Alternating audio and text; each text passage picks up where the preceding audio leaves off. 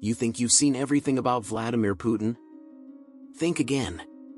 What if I told you there's a room in Moscow with no microphones, no recordings, and no official record, where decisions are made that never appear in history books? And what if, in that room, a man said just one sentence, and everything changed? This is not a documentary. This is a reconstruction of something most people were never supposed to hear. Stay with me, because the silence in this story says more than words ever could. The red folder. It was supposed to be just another summit. Neutral ground. Cold air. Thick walls. Quiet smiles. A NATO-Russia Council meeting in Brussels. January 2002. The corridors of the Justus Lipsius building were unusually silent that morning. Too silent for the dozen interpreters and aides stationed in the wings. Something was off. But they couldn't quite name it. Inside the meeting room, the atmosphere was tense, but manageable. Standard. Diplomatic. Putin sat at the far end of the rectangular table, face unreadable, posture perfect. To his left, Foreign Minister Ivanov. To his right, an assistant holding a thin red folder. Across from him, representatives from France, Germany, the UK, the US. Polite words. Veiled concerns. But one topic kept circling like a shark under ice. Chechnya. Putin didn't flinch. He'd been here before, accusations of human rights violations, reports, photos, statements. He'd heard it all. But then came something different. An American diplomat, young, too confident, clearly coached, slid a document across the table. "We have verified evidence, Mr. President," he said, "of extrajudicial actions, sanctioned by your office." The room didn't breathe. Putin looked at the paper. Didn't touch it. Didn't even blink. Instead, he turned his gaze toward the young diplomat. Eyes flat. Cold. Calculating. "Say that again," he said. Not a question. A command. The diplomat stuttered. We believe." Putin raised a hand. "No. Word for word." Silence. Then he stood up. It was subtle. Controlled. But every person in that room felt the temperature shift. Ivanov reached out, perhaps to calm him. Putin didn't notice. He took the red folder from the assistant. Opened it. Flipped to the second page. Read something, then tore it in half. No drama. No sound. Just one clean rip. Then he leaned forward, hands on the table. "I have listened to your concerns," he said, voice barely above a whisper. "And I have watched your bombs fall on villages you can't even pronounce." No one interrupted. "You speak of evidence. You speak of law. But you do not speak of Beslan. You do not speak of Dubrovka." The American opened his mouth.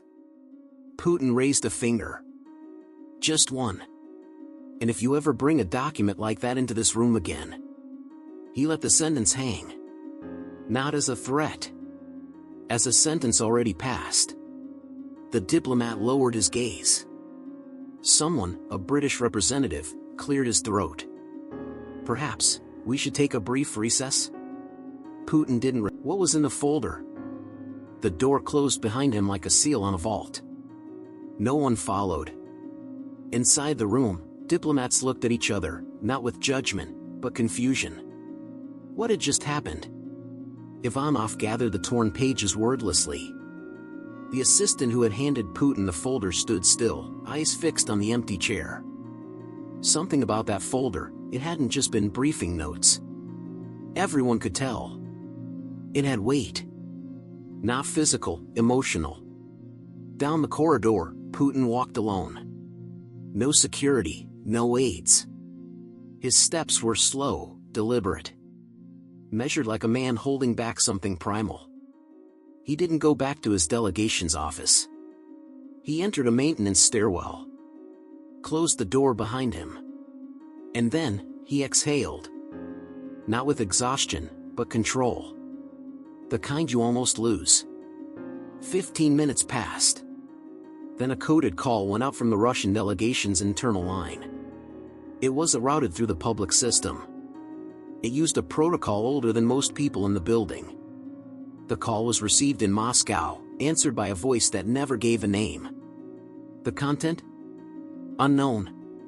But within hours, every Russian embassy in Europe received a set of encrypted instructions. And 3 high-level diplomats were pulled from Brussels for medical reasons. Back inside the conference room, the American diplomat was being quietly removed from the table. His superiors spoke on his behalf now, brushing over the incident as a regrettable escalation. But the other representatives knew better. This wasn't just about tone or protocol. Putin had shown them something. Not anger, but what lay beneath it. And it shook them. Later that evening, long after the summit ended, a junior Belgian translator approached one of the EU coordinators. Nervously, he handed over a flash drive. He had been in the interpretation booth during the moment Putin spoke. The microphone had been hot, just barely. The coordinator hesitated. "You recorded it?" The translator nodded. "I didn't mean to." The man who tried to replay it. His name was Dr. Elliot Crane. British, early 50s, expert in geopolitical risk and the psychology of authoritarian leaders. He wasn't a politician. He wasn't a spy. He was something far more dangerous, a listener who remembered everything. Crane had heard the story of the Brussels incident through a whisper chain. A former German diplomat had mentioned it offhand at a policy roundtable in Berlin. Not the details. Just the phrase. "You don't want to see me lose control." It burned into Crane's brain like a command line. In the months that followed, he scoured transcripts, off-the-record accounts, facial microexpressions during Putin's public appearances, anything that might confirm the incident. He wasn't looking for gossip. He was looking for a pattern. And what he found wasn't what he expected. Across multiple NATO meetings, there were moments, tiny slippages in posture, language, even breath, where Putin's facade nearly cracked. Once, in 2004, when a Baltic leader referenced Russian troops still stationed near borders.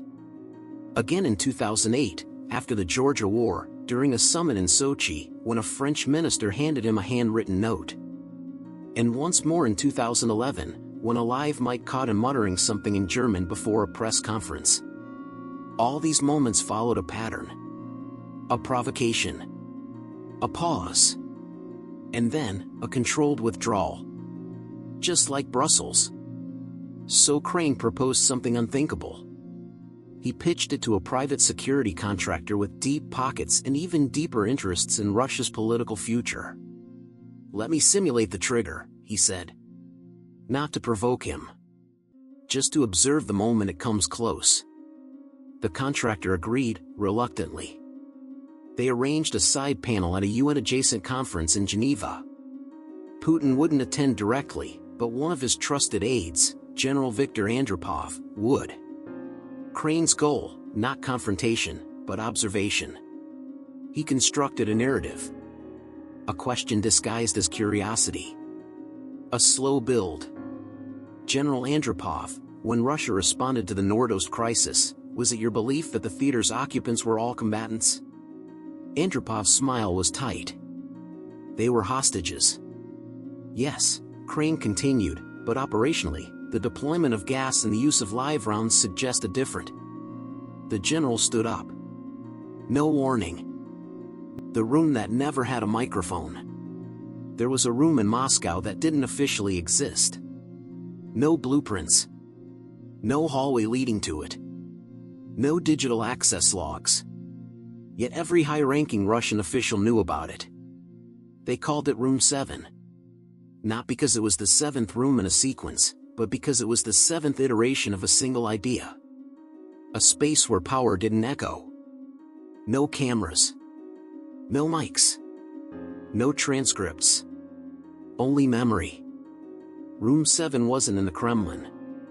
It was below it, 2 levels beneath the press floor, hidden behind a utility access panel that looked like it hadn't been opened since the Brezhnev era. But inside, it was spotless. Modern. Minimalist. And absolutely silent. In early 2016, 2 weeks after a diplomatic incident in Berlin that didn't make headlines, Putin summoned 3 individuals to Room 7. None of them had ever been in the same room before. One was a cybersecurity strategist. One was a deep cover operative who hadn't spoken publicly in 8 years. And the third was a linguist. From the military. The door closed. What was said inside remains unknown. But outside the room, 2 things happened. A known NATO disinformation cell suddenly went offline, completely, across 5 countries. A Western journalist who had been following Putin's body language for a documentary project withdrew the entire production. Creative burnout, she claimed. That journalist later told a friend over drinks that she had received a single photograph in the mail. No return address. The photo showed Room 7.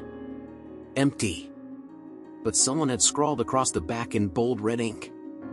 What isn't said still happens. In the months that followed, analysts began noticing something odd. Putin's speeches grew shorter. His press appearances, more rehearsed. And yet, whispers from within Russian intelligence described him as more active. Not paranoid. Not reckless.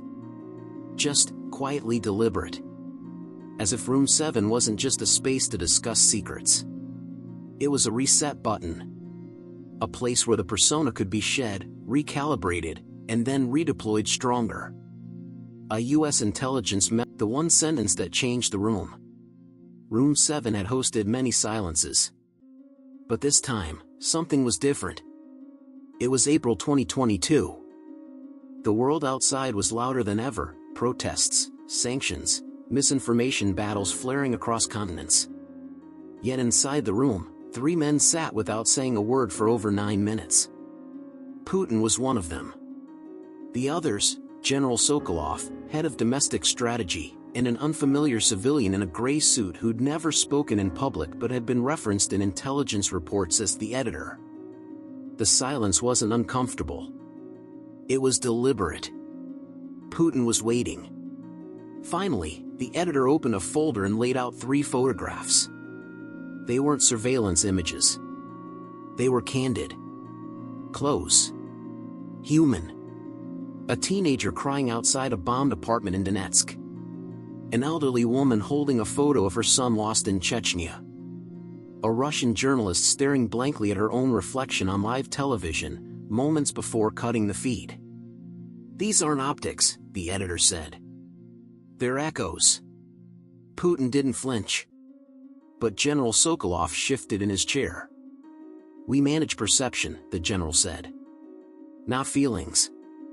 No, the editor replied, calmly. You manage denial. Then he leaned forward and said the one sentence that, according to the only surviving witness of that meeting, changed everything.